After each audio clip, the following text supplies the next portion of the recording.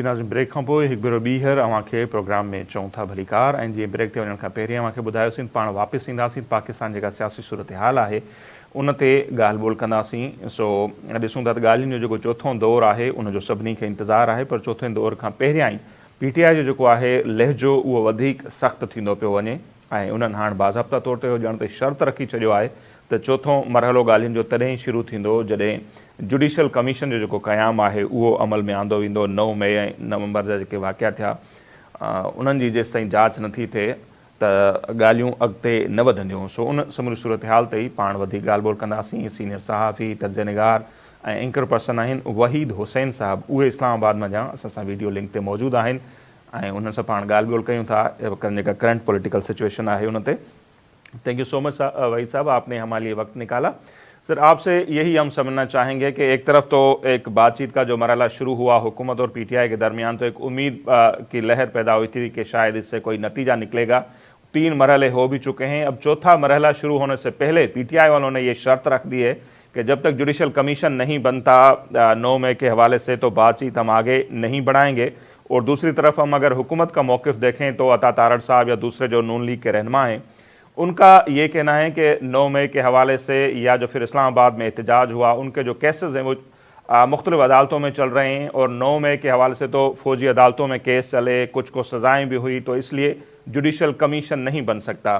तो अब आपको क्या नज़र आ रहा है, बातचीत का चौथा मरहला शुरू होगा, ये बातचीत आगे बढ़ेगी या फिर नहीं बढ़ेगी? ये आगे चलेगा ये टाइम, और इतना जल्दी हुकूमत जो है वो जुडिशल कमीशन के ऊपर राजी नहीं होगी जब तक कि जहां से रजामंदी वो चाहते हैं PTI वाले, वहां से कुछ इस किस्म का इंडिकेशन जो है वो नहीं आता। और दूसरी बात मैं ये भी साथ साथ करता चलूं कि माजी में भी देखें जब बाद OBL ऑपरेशन हुआ उसके ऊपर एक कमीशन बना था। एक शहजाद साहब थे जर्नलिस्ट, की जब डेथ हो गई उसके ऊपर एक कमीशन बना था। उसके अलावा दर्जनों कमीशन माजी के अंदर बने। जुडिशरी जो होती है वो डिपेंड करती है at the end of the day government के ऊपर, एडमिनिस्ट्रेशन के ऊपर, एजेंसीज के ऊपर जिन्होंने उनको रिपोर्ट्स करनी होती हैं, जिन्होंने उनको हेल्प आउट करना होता है।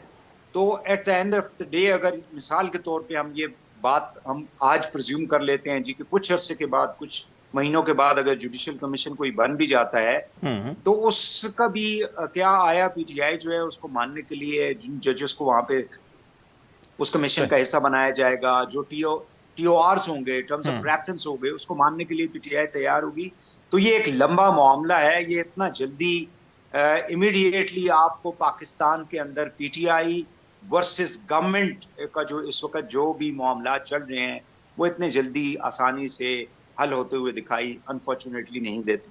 सही, बिल्कुल सही फरमा रहे हैं सर। अच्छा, अगर हुकूमत की इस बात को अगर देखा जाए, जैसे अता तारड़ साहब या दूसरे जो नून लीग के रहनुमा हैं वो फरमा रहे हैं कि क्योंकि ये जो केसेस हैं वो क्रिमिनल केसेस हैं, फौजी कोर्टों में बहुत सारे लोगों को सजा भी आ चुकी है, कुछ केस अभी भी फौजी कोर्टों में भी हैं, बाहर भी चल रहे हैं, इसलिए इस सारे सानिए पर या इस वाक़े पर कमीशन नहीं बन सकता। तो इस दलील को आप किस तरह देखते हैं? देखिए, इसके दो पहलू हैं, एक है एडमिनिस्ट्रेटिव पहलू, एक है इसका जुडिशल पहलू। जो अदलिया का पहलू है वो बात तो ये तारड़ साहब की किसी हद तक दुरुस्त है कि वो ऑलरेडी वो केसेस जो है वो अदालतों के अंदर ही बुनियादी तौर पे चल रहे हैं, चाहे वो मिलिट्री कोर्ट्स के अंदर जिन लोगों को सजाएं हुई और फिर बाद में आपको मालूम है कि एक अच्छी खासी तादाद ऐसे भी लोग थे जिनको माफी मिल गई है। बिल्कुल। दूसरा जो है वो इसका एडमिनिस्ट्रेटिव इशू है कि जिन मामलात के ऊपर जो है वो प्रोसिक्यूशन जो है, यानी हुकूमत जो है, जिन्होंने ये मुकदमात एडमिनिस्ट्रेशन ने बनाए हैं, जिन लोगों को अरेस्ट किया गया है, जिनकी वीडियोस हैं, जिनकी ऑडियो कॉल्स हैं, जिसका असर अक्सर जो है वो तस्करा भी किया जाता है। तो ये जाहिर है कि अगर जुडिशल कमीशन कोई बनता भी है तो वो जुडिशल कमीशन जो है उसने फिर इंतजार नहीं करना होगा जिन अदालतों के अंदर ये मुकदमात जो हैं वो चल रहे हैं। लेकिन एक इसका पहलू ये भी है कि अगर देखें PTI वालों का ये मुतालबा है कि आप इसके ऊपर इंडिपेंडेंट जुडिशल कमीशन बनाएं, तो फिर हुकूमत जो है वो माजी के अंदर भी कमीशन अगर बनते रहे और उससे पाकिस्तान की सियासत के अंदर जो इस वक्त एक बहुत ज्यादा मुतनाज़ मामलात बन चुके हैं, पार्लियामेंट के अंदर हो या पार्लियामेंट से बाहर हो, ये धरने, ये जलसे जुलूस, ये सारी चीजें, अगर उसके अंदर इन चीजों से, इन इक़दामात से मेरा मकसद है कि अगर कमी आ सकती है तो मेरा ख्याल है कि हुकूमत को इसके ऊपर जरूर गौर करना चाहिए। देखें, जिन जजेस के पास केसेस हैं उन्हीं में से जजेस होंगे ना जिन्होंने जुडिशल कमीशन जो है उसके ऊपर बैठ के कोई इन्वेस्टिगेशन करनी है। लेकिन ये अब कोई वकील साहब ही बता सकते हैं बेहतर तरीके से, जुडिशल कोई एक्सपर्ट ही बता सकता है कि जो केसेस ऑलरेडी अदालतों के अंदर चल रहे हैं, चाहे वो मिलिट्री कोर्ट्स हैं, तो वहां पे भी हर शख्स को वकील करने का पूरा इख्तियार हासिल होता है कवानीन के मुताबिक। और जो सिविल कोर्ट्स के अंदर है वहां पे भी आपको मालूम है कि इनके मुकदमात में रूटीन में पीटीआई के लोग जो हैं, वकला जो हैं, वो पेश हो रहे होते हैं। सो एक साइड पे देखें ना, पीटीआई भी एक पॉलिटिकल स्टंट भी है उनका कि जी आप जुडिशल कमीशन बनाएं। इस तरह से वो अपने जो वर्कर्स हैं, अपनी जो उनके फॉलोअर्स हैं, उनको किसी हद तक वो मुतमईन भी करना चाहते हैं। बट लेट अस से कि गवर्नमेंट जो है वो इस हवाले से क्या फैसला करती है, लेकिन ये इतना जल्दी ये फैसला जो है वो होने वाला नहीं है, क्योंकि मामलात जो हैं वो कहीं और पे आपको मालूम है कि उन्होंने सेटल होना है। सही, कहीं और पे सेटल होना है, सही फरमा रहे हैं। इसी वजह से नून लीग वाले कुछ परेशान भी लग रहे हैं। पहले वज़ीर आज़म साहब जो हैं वो कहते हैं कि इस्टेब्लिशमेंट से रवाबित तो अच्छे हैं लेकिन कभी कभी विश्व से भी हमें आते हैं। फिर हमने देखी कि एक मुलाकात भी हुई गौहर खान साहब की और आर्मी चीफ साहब की, और उसके बाद तो नून लीग वाले कुछ ज़्यादा ही परेशान नज़र आ रहे हैं। इरफान सिद्दीकी साहब का भी ये कहना है कि बातचीत अगर करनी है तो एक दरवाज़ा होना चाहिए, पीटीआई वाले दो दो दरवाज़ों से बात कर रहे हैं, तो ये गलत अमल है। तो आपको ये लॉजिक या ये दलील नून लीग का कैसे लगता है, और क्या शिकायत सिर्फ पीटीआई वालों से है या दूसरे जो फरीकें हैं जिन्होंने मुलाकात की है, हुकूमत उनके पास भी शिकायत कर रही होगी आपके ख्याल में? डायरेक्ट तो नहीं कर रही होगी, लेकिन जिस तरह से आपने आज सुना, हमने भी आज अखबारात में भी पढ़ा, मीडिया के ऊपर भी देखा, स्टेटमेंट्स भी देखी हैं। देखिए, नून लीग जो है उसका एक माजी है एस्टेब्लिशमेंट के साथ, और माजी के अंदर आपको मालूम है कि अगर हम 90s में चले जाएं तो वहां पे तो दोनों जो पॉलिटिकल पार्टीज आज एक जगह एक टेबल के ऊपर बैठी हुई हैं, बिकॉज वो कहते हैं ना, enemy enemy is a friend. Friend. तो पीटीआई को इस वक्त पीपल्स पार्टी भी उसी तरह से देखती है जिस तरह से नून लीग देखती है। वो कहते हैं ना कि थोड़ा सा वो जो चश्मा है ना उसका, वो जो डॉक्टर एक साइज देता है कि जी ये -6 है और -4 है, उसमें तो थोड़ा फर्क हो सकता है, लेकिन चश्मा दोनों ने एक ही पहना हुआ है। सही। तो the problem with these political parties is के जब ये हुकूमत के अंदर होते हैं तो इनके मामलात एस्टेब्लिशमेंट से डिफरेंट होते हैं। जब ये अपोजिशन में आ जाते हैं तो मामलात एस्टेब्लिशमेंट के साथ वो 360 डिग्री जो है वो टर्न अराउंड हो जाते हैं। इमरान खान की एग्जांपल आप ले लें कि जनरल बाजवा की वो कितनी तारीफें करते थे। कोई ऐसा इंटरव्यू मुझे बता दें जिसके अंदर वो जनरल बाजवा को यानी उनकी तारीफें ना करते हों या वो ये ना कहते हों कि हुकूमत को बहुत सपोर्ट किया जा रहा है। और जिस रात को 12 बजे उनको फारग किया गया था, उसके बाद आज तक मेरा ख्याल है सबसे बड़ा गिला जो है इमरान खान और उनकी पार्टी को, वो सिर्फ जनरल बाजवा से ही है। और आप माजी में आप चले जाएं तो इसी तरह पीएमएलएन का भी यही मामला था। अब देखें ना, माजी के अंदर चूंकि पीएमएलएन जो है वो जितनी दफा भी उनकी हुकूमत गई तो वो डायरेक्टली या इनडायरेक्टली एस्टैब्लिशमेंट को मुरज इल्जाम ठहराती रही। जनरल मुशर्रफ को देख लें, उससे पीछे आप देख लें जो मामलात 90s के अंदर होते रहे, तो अभी भी उनको जो ये खौफ तो जरूर होगा कि कई मामलात उनके साथ बन न रहे हों, तो डायरेक्टली वो जाहिर है कि बात ना कर सकते हों, लेकिन इनडायरेक्टली पैगाम जो है वो पहुंचा रहे हो जहां पे उन्होंने पहुंचाना है। लेकिन ये बात तो बिल्कुल तय है कि अभी तक पीटीआई और एस्टैब्लिशमेंट के मामलात जो हैं वो उस तरह से ठीक नहीं हुए, क्योंकि इमरान खान साहब जो हैं वो उनकी अपनी एक सोच है, एक जिस तरह से उनको पैगाम दिया जाता रहा, पार्टी के लोग भी उनको बताते रहे लेकिन इमरान खान साहब अभी तक अपने उस एग्रेसिव मूड से बाहर नहीं आए हैं, जिसकी वजह से मेरा ख्याल है कि इमरान खान साहब को, और यही मामला नवाज शरीफ साहब के साथ भी था, और यही मामला हमारे कुछ और पीपल्स पार्टी के अंदर लीडर्स थे उनका था। आसिफ अली जरदारी साहब को आप देखें ना, जब से वो मोहतरमा की शहादत के बाद पीपल्स पार्टी की भागदौड़ उन्होंने संभाली है, उन्होंने एक रिकॉन्सिलिएटरी अप्रोच के साथ वो चलते रहे, और आज 16वां साल है सिंध के अंदर उनकी हुकूमत है। 16 साल तो बादशाह जो है वो हुकूमत नहीं करते किसी बादशाह के अंदर। सही। तो बात यह है कि आपको सियासत के अंदर फ्लेक्सिबल होना पड़ता है, आपको सियासत के अंदर खासकर जो पावर की सियासत है, इक्तदार की जो सियासत होती है, उसमें आप हेड ऑन कोलिजन नहीं करते किसी चीज के साथ। दीवार के साथ टक्कर मारेंगे तो सर अपना तोड़ेंगे आप।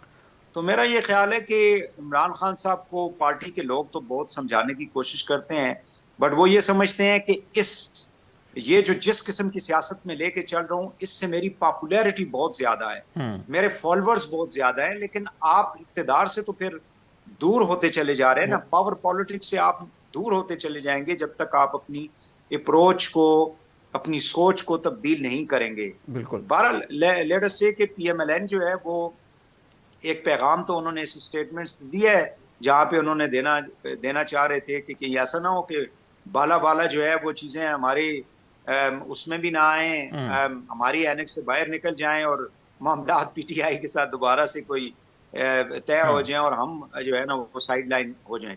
सही, बिल्कुल सर, आपने सही फरमाया। और पाकिस्तान के लिए तो ये भी मशहूर है कि यहाँ पर कबूलियत जो है वो मैटर करती है, मकबूलियत से बढ़कर कबूलियत होती है। तो खान साहब की मकबूलियत हो सकता है बढ़ रही हो, कबूलियत जाहिर सी बात है उस पर असर पड़ रहा है। जैसे आपने कहा कि मफाहिमत तो दूर दूर तक नजर नहीं आती खान साहब के पास, एग्रेशन बहुत ज्यादा है। अभी भी अगर हम देख लें तो जिस तरह के वो ट्वीट कर रहे हैं, हुमूद रहमान कमीशन का हवाला देना, बांग्लादेश का हवाला देना, जो कि सारे मुल्क के लिए एक दुखदायक सानिया था बांग्लादेश का। तो ये इस तरह के बयान देखकर वो क्या समझ रहे हैं, क्या पैगाम दे रहे हैं एस्टेब्लिशमेंट को, सिक्योरिटी फोर्सेस को? क्या इससे वो दबाव में आ जाएंगे? अब तक तो नहीं आए, तो इससे क्या मामला बेहतर होंगे या आप नहीं समझते कि ज्यादा और खराब हो रहे हैं मामला? देखिए, मैंने पहले कहा है कि इमरान खान साहब जो है वो एक फ्रेम ऑफ माइंड के साथ जो है ना, जब से उनकी हुकूमत गई है, वो शौक से, वो दुख से जो है ना बाहर नहीं आ सके अनफॉर्चुनेटली। मैंने पहले कहा है कि इमरान खान साहब को ये जरूर समझना चाहिए कि पाकिस्तान की जो पॉलिटिकल सिस्टम है, पाकिस्तान का जो सियासी निज़ाम है, ढांचा है, वो वेस्टर्न निज़ाम सियासत से बिल्कुल मुख्तलिफ है। एक बात तो ये, दूसरी बात ये है कि इमरान खान साहब को इस बात को भी तस्लीम करना चाहिए ना कि उनको भी इक़्तिदार के अंदर लाने वाले कुछ और लोग थे जी। उनको भी इक़्तिदार के अंदर, यानी 2002 के इलेक्शन मुझे अभी भी याद है कि इमरान खान साहब अपनी एक सीट जो है वो मियां वाली से जीते, 5 साल वो एक सीट के साथ बैठे रहे। 2008 के जो इलेक्शंस थे उन्होंने बाइकआउट किए, उनको मालूम था कि उनके साथ क्या होने वाला है। 2013 के अंदर फिर आपको मालूम है कि एक लाहौर का जलसा हुआ, जिसके बाद सारी चीजें जो हैं वो टर्न अराउंड हुई। तो मैं ज्यादा माजे में नहीं जाना चाहता। इंसान को देखें, हमारा दीन भी ये कहता है कि इंसान को जो है वो जिंदगी के अंदर कंप्रोमाइजेस करने चाहिए, फ्लेक्सिबल होना चाहिए, आपको नरमी दिखानी चाहिए। अगर आपको मुल्क के साथ मोहब्बत है, अवाम के साथ मोहब्बत है, अपने फॉलोअर्स के साथ मोहब्बत है, ओवरसीज पाकिस्तानियों के साथ मोहब्बत है, तो उसके लिए कुर्बानी देना जो है वो ये नहीं है कि आप जेल में बैठे रहें और आप कहें जी मैं कुर्बानी दे रहा हूँ। ऑफ कोर्स कुछ लोगों का ये ख्याल था कि इमरान खान 24 घंटे भी जो है ना वो हवालात में नहीं गुजारेंगे, लेकिन इमरान खान ने ये साबित कर दिया कि वो जेल उन्होंने काटी और उन तमाम लोगों की सोच को उन्होंने मनफी करार दिया और उसको नाकाम कर दिया जो ये समझते थे कि इमरान खान जेल नहीं काट सकते। आपने जेल काट ली, आपने मुकदमात का सामना किया, वेल एंड गुड। अब आप अपनी सोच के अंदर तब्दीली लेकर आए, और ये वो तब्दीली नहीं है जो आप तब्दीली का नारा लगाते रहे और जब आपको गवर्नमेंट मिली, केपी में भी देखे ना, आप तीसरी दफा उनकी हुकूमत है, तो आपसे मामला जो है वो आपसे संभले नहीं। तो कहने का मकसद ये है कि आप अपनी हरदर्मी जो है वो सबको छोड़नी चाहिए, इमरान खान को भी, बाकी लोगों को भी, इस मुल्क और पाकिस्तान के लिए। अगर सिर्फ जंग इक़्तिदार की है तो फिर तो आपको पता है कि फिर जिसके पास ताकत होगी वही इस मुल्क में फिर वो जीतेगा। और अगर हमने अवाम के लिए करना है, हमने मुल्क के लिए करना है, हमने महंगाई को खत्म करना है, मईशत को बेहतर करना है। इस मुल्क के बहुत बड़े बड़े चैलेंजेस हैं। हमारे दुश्मन जो है वो, आपको मालूम है कि अभी तक अफगानिस्तान से जो हमें जी इस वक्त खतरात लाक हैं, बलोचिस्तान को देखें, केपी को आप देखें। तो इसलिए मेरा ये कहना है कि हमें थोड़ा सा अपने आप से बाहर निकल कर सोचना चाहिए। जो जहां पे भी बैठा हुआ है, जी चाहे वो अदलिया के अंदर लोग हैं, एस्टेब्लिशमेंट में हैं, सियासी लोग हैं, उनको अपने आप से बाहर निकलकर इस मुल्क का सोचना चाहिए और एक रिकॉन्सिलिएशन की तरफ बढ़ना चाहिए। बिल्कुल अगर इक्तदार की जंग ही करनी है तो फिर वही होगा जो इस वक्त इस मुल्क के अंदर अनफॉर्चुनेटली हो रहा है। बिल्कुल। अच्छा सर, मुख्तसर मेरा सवाल होगा, अगर हम बड़ा सागर लगाते हैं कि अगर ये बातचीत से कोई नतीजा नहीं निकलता तो पीटीआई के बाद आप ऑप्शन क्या देखते हैं? वही एजिटेशन की सियासत होगी, मुजाहरे, धरने, इस्लामाबाद की तरफ मार्च, या ऑप्शन क्या है फिर पीटीआई के पास, अगर मुख्तसर बताना चाहें? क्योंकि उन्होंने 8 फरवरी को भी यौम स्याह मनाने का ऐलान किया है, वही एहतजाज, वही सब कुछ। देखें, इस वक्त पीटीआई जो है वो काफी ज्यादा मुश्किलात का सामना कर रही है।